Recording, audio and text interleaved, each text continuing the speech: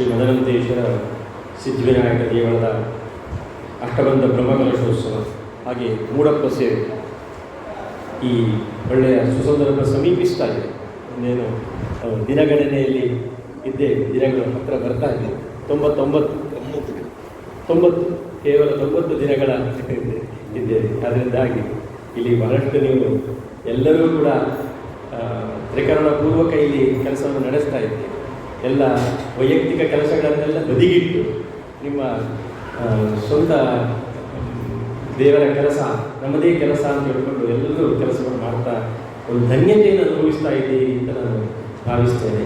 ಇಂಥ ಒಂದು ಪ್ರಸಂಗದಲ್ಲಿ ನಾವು ಶ್ರೀಧಾಮ ಮಂಡಲದ ಮೋಹನದಾಸ ಪರಮಹಂಸ ಸ್ವಾಮೀಜಿಯವರ ಅಧ್ಯಕ್ಷತೆಯಲ್ಲಿ ಹಾಗೆ ಶಿವಗಿರಿ ಮತ್ತು ಪೀಠಾಧಿಪತಿಗಳು, ಅದೇ ರೀತಿ ನಮ್ಮ ಬ್ರಹ್ಮಕಲಶೋತ್ಸವ ಸಮಿತಿಯ ಅಧ್ಯಕ್ಷರು, ಎಲ್ಲ ಸರ್ವ ಸದಸ್ಯರು, ಪದಾಧಿಕಾರಿಗಳು ಸೇರಿಕೊಂಡು ಹಾಗೆ ಮಧೂರಿನ ಭಕ್ತ ಜನತೆ ನೀವೆಲ್ಲರೂ ಸೇರಿಕೊಂಡು ಒಂದು ಸಮಾಲೋಚನಾ ಸಭೆಗೆ ನಾವೆಲ್ಲ ಒಟ್ಟು ಸೇರಿದ್ದೇವೆ.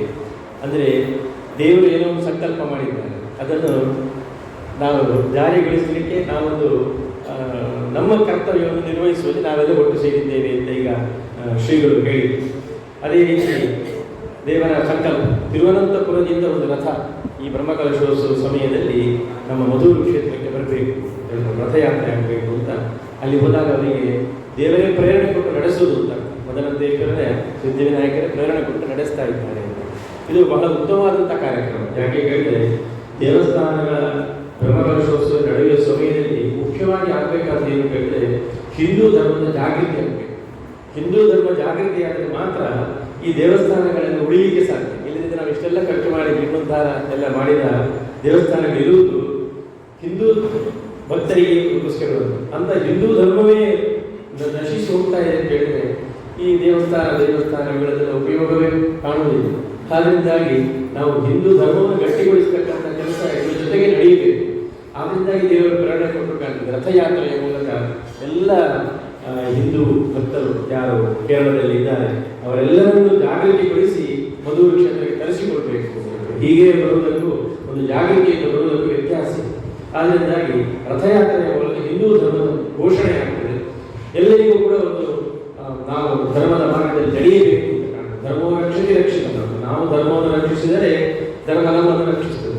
ಹಾಗೆ ಧರ್ಮದ ರಕ್ಷಣೆಗೋಸ್ಕರ, ಧರ್ಮದ ಜಾಗೃತಿಗೋಸ್ಕರ ಈ ರಥಯಾತ್ರೆ ಆಗ್ತಾ ಇದೆ ಅಂತ ನಾನು ತಿಳ್ಕೊಂಡಿದ್ದೇನೆ. ಅದರಿಂದಾಗಿ ಇನ್ನೊಂದು ಉತ್ತಮವಾಗಿರ್ತಕ್ಕಂಥ ಕೆಲಸ ಇಲ್ಲಿ ದೇವರ ವಿಶೇಷವಾದಂತಹ ಬ್ರಹ್ಮಕಲಶೋತ್ಸವ ಮೂಡಪ್ಪ ಸೇವೆ ಎಲ್ಲ ಹಿಂದೂ ಧರ್ಮದ ವ್ಯಕ್ತಿಗಳು ಜಾಗೃತರಾಗಿಕೊಂಡು ಮಾಡಿದಾಗ ಅದು ಮತ್ತೊಮ್ಮೆ ಹಿಂದೂ ಧರ್ಮ ಬಹಳಷ್ಟು ಸಮಯದವರೆಗೆ ನಮ್ಮ ಭಾರತದಲ್ಲಿ ದೃಢವಾಗಿ ನೆಲೆಯೂರಲಿಕ್ಕೆ ಸಾಧ್ಯ ಇದೆ. ಅಂತಹ ರಥಯಾತ್ರೆ ಅದು ಒಳ್ಳೆಯ ರೀತಿಯಲ್ಲಿ ನಡೆಯಲಿಕ್ಕೆ ಬೇಕಾಗಿರ್ತಕ್ಕಂತಹ ಏರ್ಪಾಡುಗಳನ್ನೆಲ್ಲ ಹೇಗೆ ಮಾಡಬೇಕು ಎಂಬ ಬಗ್ಗೆ ಇವತ್ತು ಸಮಾಲೋಚನಾ ಸಭೆಯಲ್ಲಿ ಸೇರಿಕೊಂಡಿದ್ದೀರಿ. ವಿಶೇಷವಾಗಿ ನಮಗೆ ಕಾಣೋದು ಈ ಮುಂದಿನ ಕೆಲಸಗಳನ್ನೆಲ್ಲ ಭಕ್ತರ ಭಾಗವಹಿಸುವಿಕೆ ಹೆಚ್ಚಾಗಿರ್ತದೆ. ಯಾಕಂದರೆ ಭಕ್ತರು ದೇವರಿಗೆ ಕೊಡುವುದರಲ್ಲಿ ಏನೂ ಕಡಿಮೆ ಮಾಡುವುದಿಲ್ಲ. ನಾವು ಹಿಂದೆ ಮಾಡಿದ ಶ್ರೀಗಳು ಕಂಡಿರ್ಬೋದು, ಕಟೀಲಿನ ಬ್ರಹ್ಮಕಲಶ ಇರ್ಬೋದು ಅಥವಾ ಕೊಳಲಿಯ ಬ್ರಹ್ಮಕಲಶ ಇರ್ಬೋದು, ಭಕ್ತಜನ ಸಾಗರ ಬಂದು ದೇವರಿಗೆ ಇನ್ನಷ್ಟು ಅರ್ಪಿಸಿ ಇನ್ನಷ್ಟು ಕೊಡಿ ಅಂತ ಹೇಳ್ತಾರೆ. ಹಾಗೆ ಈಗ ಇಡೀ ಕೇರಳದ ಭಕ್ತಜನ ಅಂತ ಹೇಳ್ತಾ ಇದ್ದಾರೆ, ರಥಯಾತ್ರೆ ಮೂಲಕ ನಾವು ಬರ್ತೇವೆ, ನೀವು ವಿಜೃಂಭಣೆಯಿಂದ ಬ್ರಹ್ಮಕಲಶವನ್ನು ಮಾಡಿ ಅಂತ ನಮಗೆ ಧೈರ್ಯ ಕೊಡ್ತಾ ಇದ್ದಾರೆ. ಧೈರ್ಯದ ಸೂಚನೆ ಇಲ್ಲಿ ಮುಖ್ಯವಾಗಿ ನಾವು ಏನು ಕೇಳಿದರೆ ಅವರೆಲ್ಲ ಬರ್ಬೋದು, ಅವರೆಲ್ಲ ಅತಿಥಿಗಳು, ಅವರೆಲ್ಲ ಬಂದು ಇಲ್ಲಿ ಒಳಗಿನ ಗರ್ಭಗುಡಿಯಲ್ಲಿ ಮದನಂತೇಶ್ವರನ್ನು ಕಾಣ್ತಾರೆ, ಸಿದ್ಧಿವಿನಾಯಕರನ್ನು ಕಂಡು ಅವರು ಭಕ್ತ ಜನತೆ ಧನ್ಯತೆಯನ್ನು ಪಡೆಯುತ್ತಾರೆ.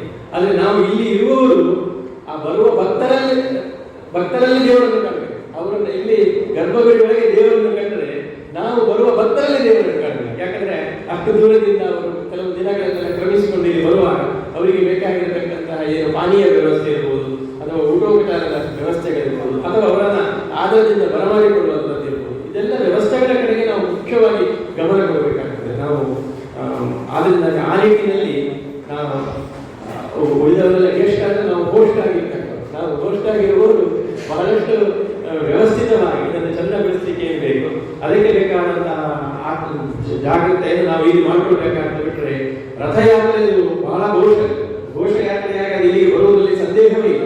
ಯಾಕೆಂದರೆ ಜನರೇ ಎದ್ದು ಬರುವಾಗ ಅದಕ್ಕೆ ಮತ್ತೆ ದೇವರಿಗೆ ಪ್ರೇರಣೆ ಕೊಟ್ಟು ತರಿಸ್ತಾ ಇರುವಾಗ ಅದು ಅದು ದೊಡ್ಡ ಉತ್ಸವವಾದಿಯಲ್ಲಿ ಲಕ್ಷೋಪಲಕ್ಷ ಜನರು ಇಲ್ಲಿಗೆ ಬಂದು ಸೇರುವ ಸಾಧ್ಯತೆ ಇರ್ತದೆ. ಅಂತಹ ಸಮಯದಲ್ಲಿ ನಾವು ವಿಶೇಷವಾಗಿ ಆ ರಥಯಾತ್ರೆಯಿಂದ ಬಂದವರಿಗೆ ಯಾವ ರೀತಿ ನಾವೆಲ್ಲ ಅವರಿಗೆ ಆದರ ಉಪಚಾರವನ್ನು ಮಾಡಬೇಕು ಅದರ ಬಗ್ಗೆ ನಾವು ಹೆಚ್ಚಿನ ಗಮನವನ್ನು ಕೊಡಬೇಕಾಗ್ತದೆ ಅಂತ ನಾನು ಈ ಸಂದರ್ಭದಲ್ಲಿ ಹೇಳುತ್ತಾ, ಅದಕ್ಕೋಸ್ಕರ ನೀವೆಲ್ಲರೂ ಇಲ್ಲಿ ಸಮಾಲೋಚನಾ ಸಭೆಗೆ ಸೇರಿದ್ದೀರಿ. ಇದಕ್ಕೆಲ್ಲ ಇನ್ನೆಲ್ಲ ಮಾರ್ಗದರ್ಶನ ಕೊಡುವವರಿದ್ದಾರೆ, ಶಿವಗಿರಿ ಮಠಾಧೀಶರುಗಳ ಎಲ್ಲ ಮಾರ್ಗದರ್ಶನ ಕೊಡಲಿಕ್ಕೆಲ್ಲ ಬಂದಿದ್ದಾರೆ.